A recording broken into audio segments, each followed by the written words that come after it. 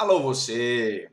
Estamos falando aqui sobre a lei anticrime e nesta aula vamos falar do artigo 3º do Decreto-Lei 3.689 de 3 de outubro de 41, que é o Código de Processo Penal, que passou a vigorar com as seguintes alterações, ou seja, a lei anticrime alterou o Código de Processo Penal. E quais, professor Franklin, foram essas alterações? Bom, em primeiro lugar, vamos ver as alterações que ocorreram no Código de Processo Penal. Primeiramente, uma primeira alteração foi a questão do juiz das garantias, que foi suspenso por uma decisão do Supremo Tribunal Federal até que seja julgado em plenário. Então, a decisão, essa decisão do Supremo, ela abarcou 3 pontos. Primeiramente, ela suspendeu a obrigatoriedade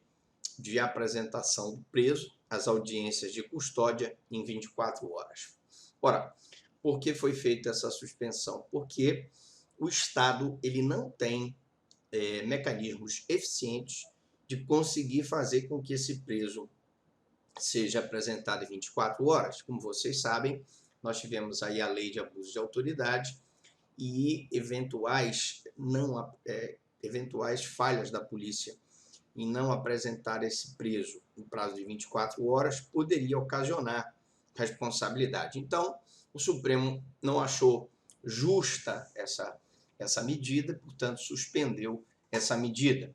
O artigo 28 do CPP e estabeleceu regras para o arquivamento de inquérito policial.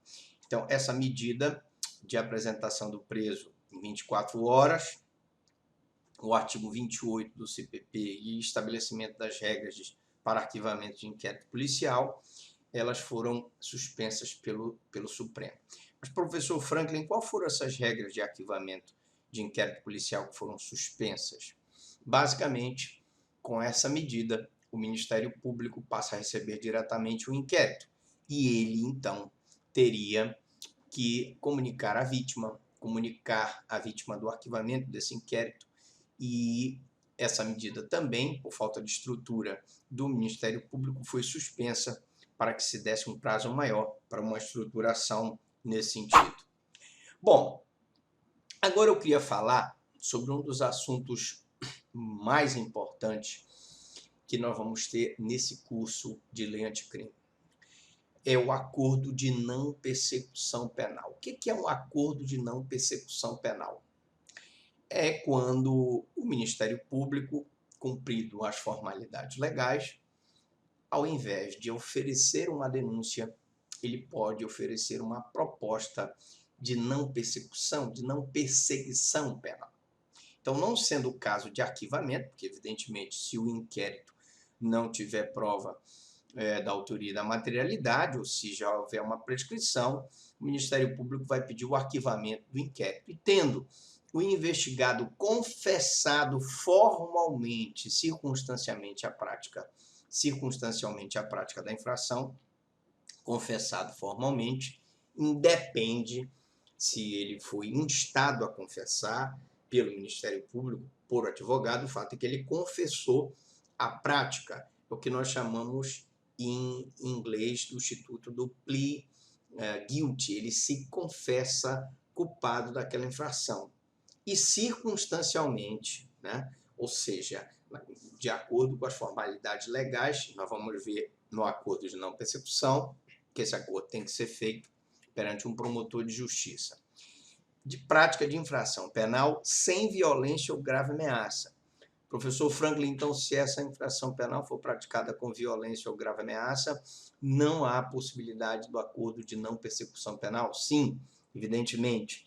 E também com pena mínima inferior a 4 anos. Então, eu tenho aqui, em tese, crimes de menor potencial ofensivo e de médio potencial ofensivo, porque a pena mínima não pode ser inferior a 4 anos. Então, nessas hipóteses em que ele confessou, em que a infração foi praticada sem violência, em que a pena mínima é inferior a 4 anos, o Ministério Público pode, então, propor o acordo de não persecução penal, que é um acordo em que o Ministério Público se compromete a não perseguir, não processar aquele acusado, desde que necessário e suficiente para a reprovação e prevenção do crime. Então, esse acordo ele deve ser necessário à reprovação, ao juízo de censura e à prevenção daquela prática delituosa, mediante as seguintes condições ajustadas cumulativamente, alternativamente. Bom, o acordo de não persecução penal já tinha sido previsto no Conselho Nacional do Ministério Público e estava sendo aplicado, e agora vem a lei anticrime e diz quais são, então, as medidas ajustadas cumulativamente, alternativamente, que são necessárias para o acordo. Nós temos primeiro aqui, a primeira medida é reparar o dano ou restituir a coisa à vítima, exceto na impossibilidade de fazer.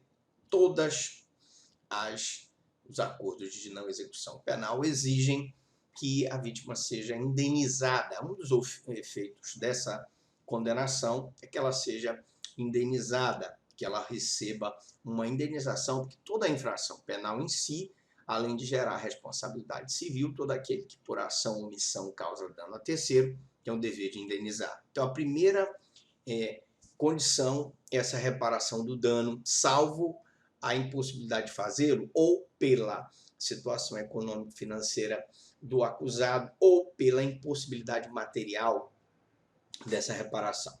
O segundo inciso aqui é justamente a renúncia voluntária a bens e direitos indicados pelo Ministério Público como instrumentos e produto ou proveito do crime. Então, vamos ter situações em que aqueles bens subtraídos, por exemplo, um crime patrimonial, cuja pena máxima não seja superior a 4 anos, ele necessariamente terá que ser devolvido, uma televisão, um celular, etc. E é aí, quando o Ministério Público, então, indica esses instrumentos ou produto ou proveito do crime, tem que ser feita a renúncia voluntária desses bens.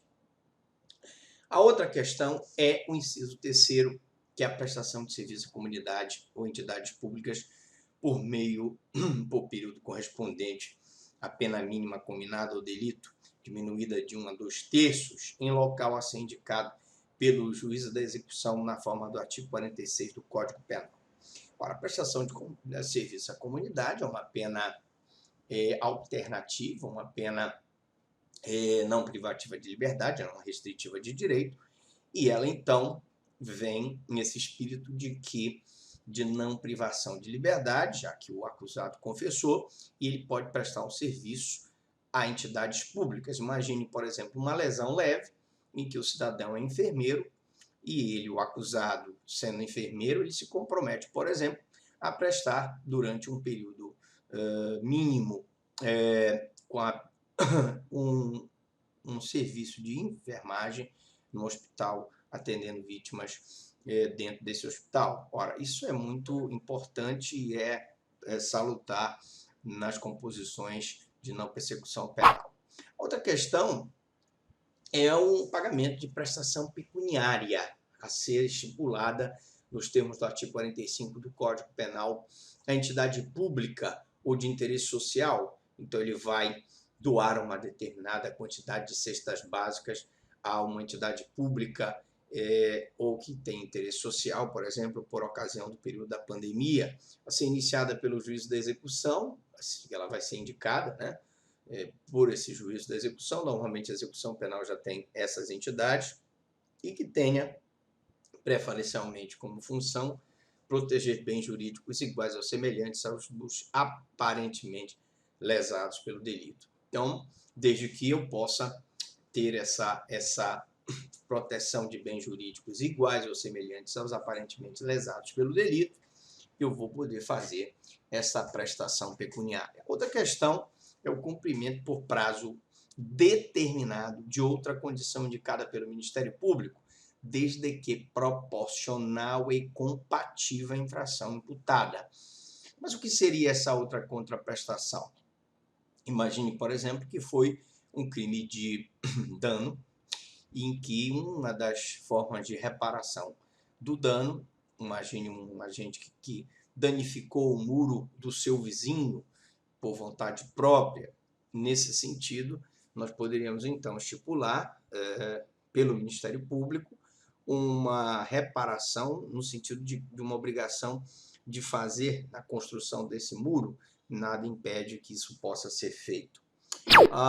Uma outra questão, nós vamos ver na próxima aula, são as coisas apreendidas. Então, na próxima aula, nós vamos fazer falar sobre as coisas apreendidas. Você pode acessar o YouTube